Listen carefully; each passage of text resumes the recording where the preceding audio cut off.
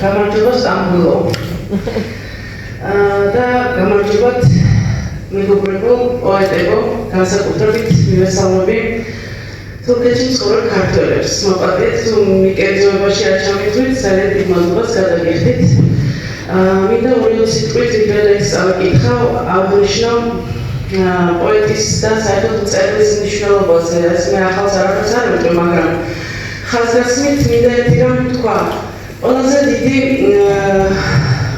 პროფესორი, მეცნიერი და ვინც შეიძლება ყველაზე მაღალ საფეხურზე იდგეს მოდის მწერლის ნაწარმოებიდან შესწავლილი მასალა, ხო, აი იქიდან ვითარდება. მწერალი პოეტი უნდა ეხმაურებოდეს ეპოქას და ზოგჯერ ხდება ისეთ, რომ ესე იგი მწერლის ნაწარმოები უფრო მეტ ინფორმაციას გვაწვდის, ვიდრე ნებისმიერი ისტორიკოსი, ან უფრო ნამდვილ მასალას ამათვე ეპოქის შესახებ. ასე რომ ძალიან დიდი მნიშვნელობა აქვს მწერალს, რომელიც ეხმაურება ეპოქას და ჩვენ პირველ განყოფილებაში ასეთი მწერლის შემოქმედებაზე ვისაუბრეთ, ხო და აღნიშნე კიდეც იმ ჰიმნის შესახებ, რომელიც უკვდავი იქნება ყოველთვის ვიდრე ქართული ენა იარსებებს. ახლა მინდა სტამბულისა და საქართველოს შესახებ თქვა ორი სიტყვა. მე ბედნიერი ვარ, რომ ამ ეპოქაში და ამ საუკუნეში დავიბადე, როცა ჩვენ შორის ომი დამთავრდა და აღარ არსებობს, ჩვენ შეგვიძლია ერთმანეთს შევხვდეთ, ხელით ჩამოვარდოთ და ერთმანეთს მოვეფეროთ.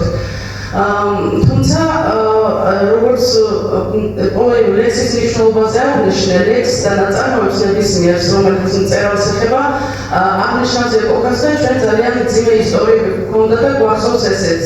როგორც ვიცით, ყველანი წარსულიდან მოდივართ, მაგრამ მინდა რომ აწმყო და მომავალი იყოს ძალიან კარგი და მზიანი. აქედან გამომდინარე, მე ერთ ლექსს დავიკითხავ, რომელიც ალბათ ამ თემას ეხება. როდესაც ბოსფორის სრუტეზე გემით მგზავრობ, ყოველთვის მიიჩნდება ისეთი განცდა, რომ იქ ქართველების უმიწო საფლავებია და ყოველთვის მინდება, რომ რაღაცა ყვავილები გადავყარო და პატივი მივაგო მათ. და აქედან გამომდინარე, გაიგენ და იმიტომ არ დავყო. ანუ გადათარგმნა გაიგე. ის ნამდვილად როჯი თეჟვე ხმამოდის ვასკლები ზღვის ქარებს სამიჭერს, ბოსფორში ყივიან დამრჩვალი ქალები. ოსმალეთს მისაგროს სასულთნოს კარიბჭერს, ფიქრშიაც მაწვრწუნებს სულთანის თვალები. მე მხოლოდ ერთი ვარ, ვერ ვითვლის სხეულებს. მანდილის გამტაცა ბოსფორის ქარებმა, სხვაში შეფენილებს და გადარეულებს არ სურდათ ჯიშის და ღვთის გადაგვარება. ყოველთვის მგონია, როდესაც დავალ მე და ზღვაში იალქნებს ცელავენ ქარები, გემებით დავაყობ უმიწო საფლავებს, ბოსფორში ყივიან დამრჩვალი ქალები. და ახლა სტამბოლში მზეა და დარია, ოსმალეთს არ გავს ის მისებურ თავნებით, თუმცა რა ვიგონო, ზღვაზე რომ გარია, სულ ბოსფორს გავცხები ღრუბლის ფერფალებით. Bravo, Sevgili Mustafa Göz, lütfen sizi alabilir miyim? Hoş geldin. Sizi bir tanıtayım. Kendi sesini iki cümle söyle. Dostlar, adalar, büyük adalar, küçük adalar birbirine bağlanır. Arada bir mesafe varmış gibi görünür. Ancak onlar her biri birbirine bağlıdır, alttan büyük kayalarla bağlıdır. Şimdi böyle bir şey galiba. Bakıyorsunuz, büyük bir okyanus, büyük bir deniz. O denizde adalar birbirine bağlanmış.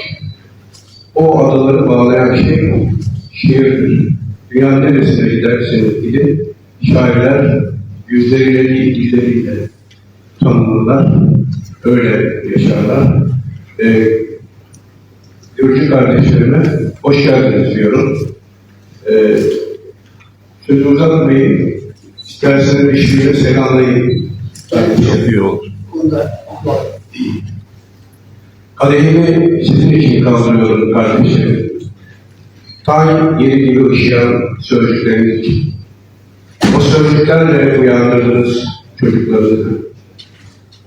O sözcüklerle özgürlük, aşk ve eder.